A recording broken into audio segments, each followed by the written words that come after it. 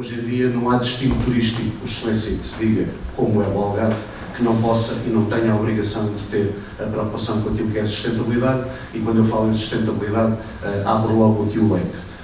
Muitas vezes, quando falamos em sustentabilidade, temos a falácia ou a tendência para reconduzir a sustentabilidade ambiental, quando depois, do ponto de vista social e económico, temos os outros dois pilares da sustentabilidade, que eu digo muitas vezes são tão ou mais importantes do que o pilar da sustentabilidade ambiental. E, portanto, quando falamos em sustentabilidade, é preciso termos bem presente que estamos a falar nestas três dimensões. Não estamos a falar só da sustentabilidade ambiental, que é aquela com a qual as pessoas mais rapidamente ligam o tema, a necessária convivência entre aquilo que são as necessidades das comunidades locais e, neste caso, quando falamos sobre o turismo, as necessidades dos turistas, daqueles que nos visitam, é preciso compatibilizar tudo isto.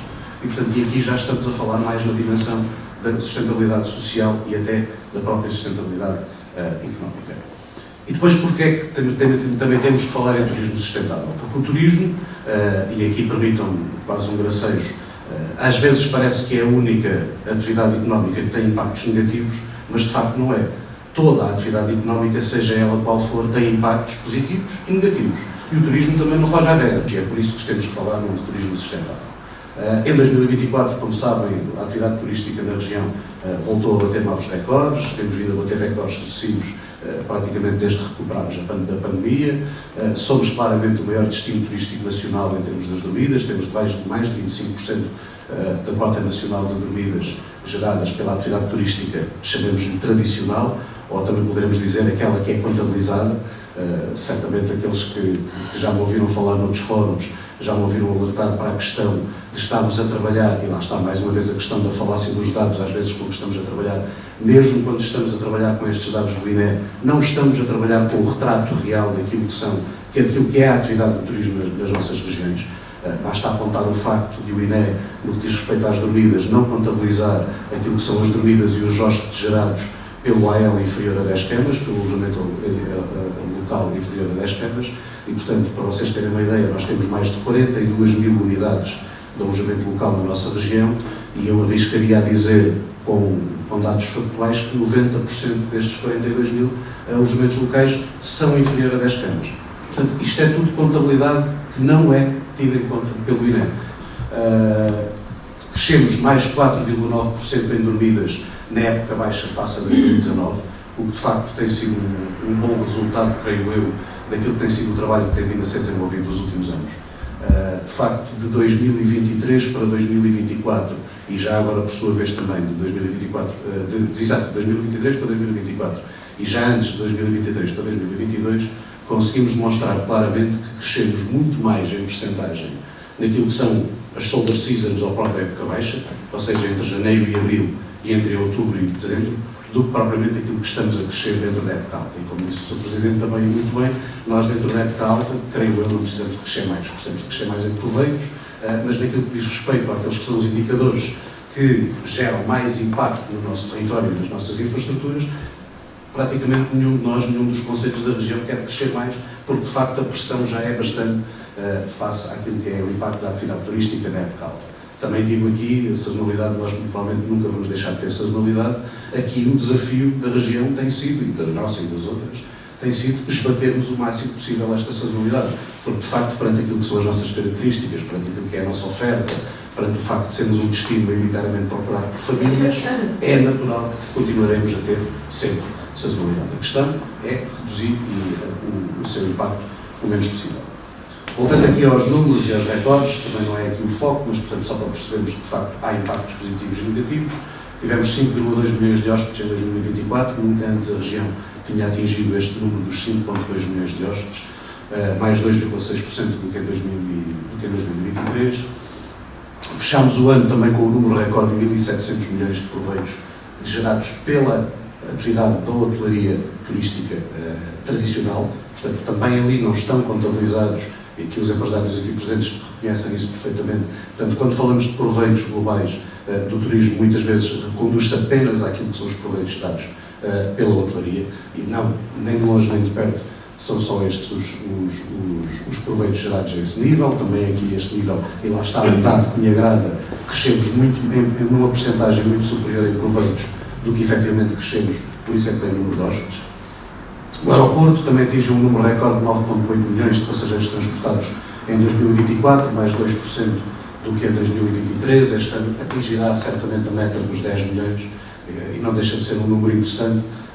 Envolvidos 60 anos, este ano o aeroporto, a região de turismo faz 55 anos este ano, o aeroporto faz este ano 60 anos e é um número interessante. No seu primeiro ano de atividade, o aeroporto transportou 10 mil passageiros envolvidos 60 anos, vamos atingir os 10 milhões de passageiros. Fica aqui bem demonstrado aquilo que tem sido a preponderância desta infraestrutura a nível regional e em particular para a atividade turística. Ao nível das dormidas, já tinha referido ali, 20,7 milhões, ainda não foi o nosso melhor número de sempre. Em 2019 chegámos às 20,9, mas lá está, quando falamos sobre a questão do AL e todas aquelas dormidas que não são contabilizadas a esse nível, neste número, eu confesso que às vezes custa-me falar, porque posso partilhar convosco que nós estamos a fazer um trabalho com o Eurostat e com a ALEP, que é a Associação Nacional de Alojamento Local, em que estamos a tentar perceber o impacto destas dormidas nos ALs inferiores a 10 camas. E posso-vos dizer que dentro daquilo que são as contas que estamos a fazer, em 2023, porque trabalhando com o Eurostat ainda temos os números de 2023, mas de facto podemos ter tido mais cerca de 7 a 8 milhões de dormidas geradas pelo AL inferior a 10 camas. Portanto, de facto, em vez de 20 milhões, se calhar estamos a falar de 27 ou 28 milhões. Quando estamos a falar de 5,2 milhões de hóspedes, os números dizem-nos que neste alojamento local inferior a 10 camas podemos ter tido cerca de mais de 1 milhão de hóspedes. Portanto, se calhar não estamos a falar de 5, estamos a falar de 6. Portanto, daqui também a relevância e a importância de termos os dados concretos sobre o que são os impactos da atividade. Trago-vos este gráfico para demonstrar precisamente aquilo que também já falámos aqui, que tem a ver com aquilo que é só a nossa sazonalidade, mas acima de tudo com aquilo que é o impacto gerado pela atividade e por este pico de atividade ao longo da época alta, nomeadamente em particular nos meses de junho e agosto. Para além deste slide, podíamos trazer aqui outro que nós gerámos no âmbito do nosso plano de marketing estratégico que apresentámos no final do ano passado, em que vos posso dizer que daqueles 20 milhões de dormidas que tivemos em 2024, mais de 70% estão concentrados em apenas 3 concelhos do Algarve. Apenas 3. Somos 16 concelhos na região e mais de 70% daqueles 20 milhões estão concentrados em 3 concelhos. E mesmo nesses 3 concelhos, eu diria que é para aí num terço ou num quarto do respectivo território de cada concelho, ou seja, naturalmente, mais junto à costa. Estamos a falar de Loulé, estamos a falar de Albufeira, estamos a falar de Lagoa. Portanto, e estamos a falar tudo muito concentrado à costa. Portanto, para vocês terem uma ideia, 70% daquelas dormidas estão concentradas nestes 3 concelhos e apenas, ou muito, em grande medida, naquela faixa da costa litoral respectiva de cada um deles. E, portanto, isto obviamente gera desafios e gera impactos que têm que ser geridos.